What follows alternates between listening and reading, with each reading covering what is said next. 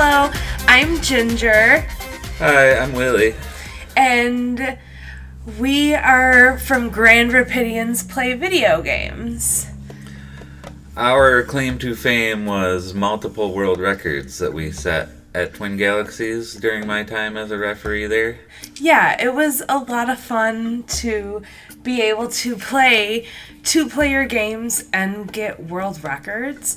And also, I'm on the Tetris page of the first Guinness World Record book for actually... the first Gamers Edition. The first Gamers Edition for the Tetris on the DS. And I got to watch Triforce take it down in front of my eyes, which was actually pretty hilarious and awesome. Like, it was cool to see. I got published in at least the first 3 or 4 Gamers Editions.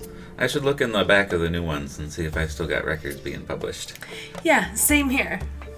So, Ginger, what is Grand Rapidians Play Video Games?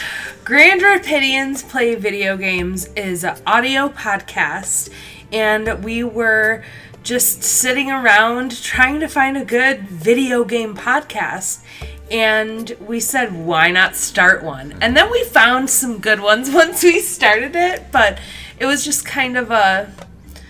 let's do a podcast and bring in or loop in us being world record holders as well for video games. So that's kind of what we thought gave us, I don't know, some expertise in video games and having a podcast.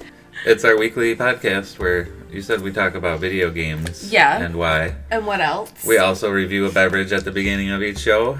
We go over real-life experience points and assign a number to something that we really did. And it's not necessarily an alcoholic beverage. You know, it's whatever you like to drink. We did that watermelon Mountain Dew once. That's terrible. And also, our friend Lance did New York drinking, or New York tap water. And at the end of every episode, we recommend usually other podcasts. Or a different type of media. So I first started gaming when I was a little tyke. Before my grandparents got my aunts and uncles an Atari 2600, they had a Magnavox TV. And That's it had so cool. Pong and all the other Video Olympics built into it with 2 paddle controllers. And so that was the first game I played. Before I even knew what I was doing, I'd just sit there and spin the controllers. My first, gaming experience, honestly, was Sonic on the Genesis. And that was the system I kind of grew up on, so... the first one was horrible. I consider the first Sonic as Sonic 2, which was better. My favorite genre of game, honestly, is RPGs. Role-playing games are just really, really close to my heart. My tattoo is inspired by Final Fantasy, so I really like the Final Fantasy series, and I really like the Dragon Quest series as well.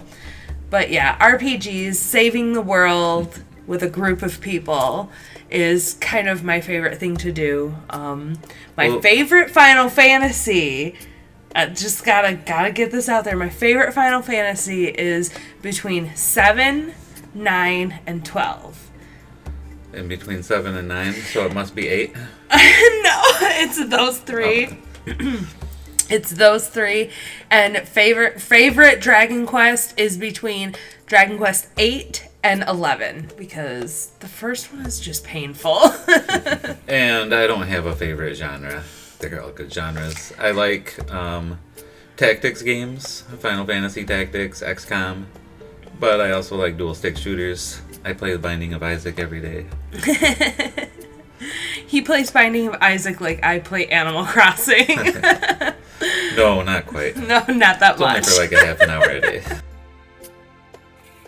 I think anyone who knows us, we've been together for many years, and we both like gaming, and then we just kind of like playing 2-player games, so mostly co-op, I would say, even though he's like, let's compete so I can just like smash you. Yeah, I want to play some versus games.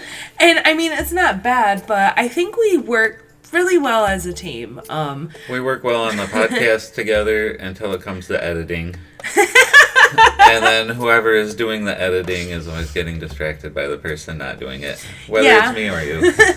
Yep, in different ways. But, I mean, at first he was doing a lot of the editing, and then I was like, well, this isn't fair just for you doing all of this. I need to learn. So I have learned how to edit, which has helped kind of appreciate more, and it will make me pick up on other things in other podcasts as well. But also, since we started, I have learned to edit.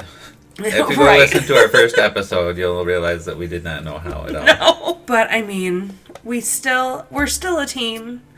There's not a lot of female gamers out there, or those who identify as female, so I know we really want to kind of keep some kind of a women, I don't know, I don't want to say entity, but like the presence of ladies in gaming, because we are here, and that was a big thing of continuing it, with both of us.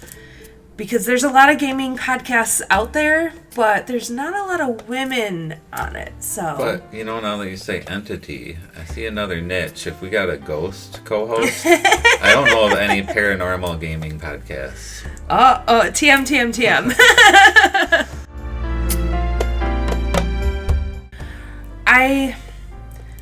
I really liked being able to compete for world records. That was a really fun time. But I've kind of moved on from that, and it was kind of getting to, like, some competition that just wasn't healthy for anyone. So I would rather just support those in esports. I know I really love what the Valkyries are doing, and I know that Lab Video Game TV does a lot with the Valkyries, which is awesome, because women need more, support in gaming. So that's kind of where I'm at in the esports realm.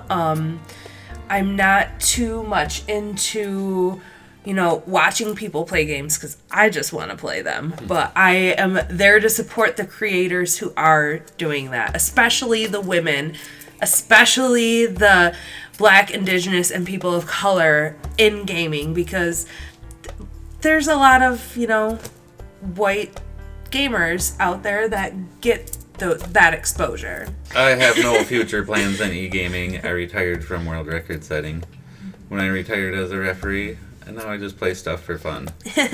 Maybe if I start a party golf league, I could get into that, but that's about it. I would like to share my favorite video game world record, and it's kind of between them. It is cool that I made it on the Tetris page in the first Gamers Edition of Guinness, but I really liked the hula hoop one. Was a lot of fun for Wii Sports. And another one was Death Race when we were at Fun Spot, 2-player with him. That was a lot of fun to actually play the arcade. And when the Wii Balance Board came out and the fitness games came with it, it was really cool to be able to play a video game and feel like you were able to work out. That was just a really fun thing to do. It was always cool when you actually were able to get a world record. I mean, your Cooking Mama one made it on Kotaku. Yeah. That's pretty memorable and cool. Uh-huh. But it wasn't fun. I tried playing Cooking Mama again recently, and that game's kind of lame. It's lame, or is it hard? A little bit of... No, mostly lame.